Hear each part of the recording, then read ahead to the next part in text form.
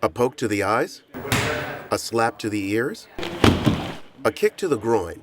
At a federal air marshal field office near Washington, instructor Scott Armstrong is teaching aggressive self-defense tactics, some of which aren't on the air marshal's approved curriculum. And then come back, reset, get ready for your next strike.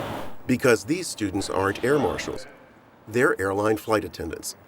Ready, set! Since 2004, several thousand flight attendants and pilots have received TSA's crew member self-defense training. Well, this training was incredible. It's empowering. It gives confidence, I think, to flight attendants. And we learn it through videos, some of these tactics and techniques, but nothing takes the place of hands-on training and practice and feedback, such as is provided in this class. They come up here. Lessons are tailored to the cabin of a commercial airplane. You don't want to get into a long, drawn-out flight. When you're at altitude in the aircraft, where's that aircraft pressurized at? 8,000 feet. About 8,000 feet, okay? And have you ever done a run in Denver? Yeah. Okay, you can see how it can wear you out.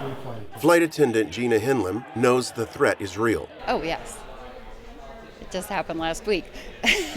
It was that demeanor, it was the cold stare, the, getting into personal space, moving the shoulder in. It never escalated. In the end, we suspected it was probably drugs. By the end of the class, flight attendants have learned how to fight back. The flight attendants describe the training as fun.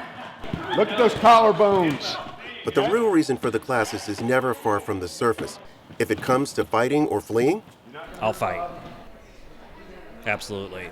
On board the aircraft, you don't have a choice. like most of the crew members taking the training, Sarah Nelson has powerful memories of September 11th, 2001. I'm a Boston-based flight attendant. I was based in Boston on September 11th. I often flew Flight 175, which ended up in New York, and those were my friends. So for me, it's intensely personal, and it's real every single day when we go to work. And I don't think it's just for me, who personally knew people. This is something that every single flight attendant in the industry can relate to.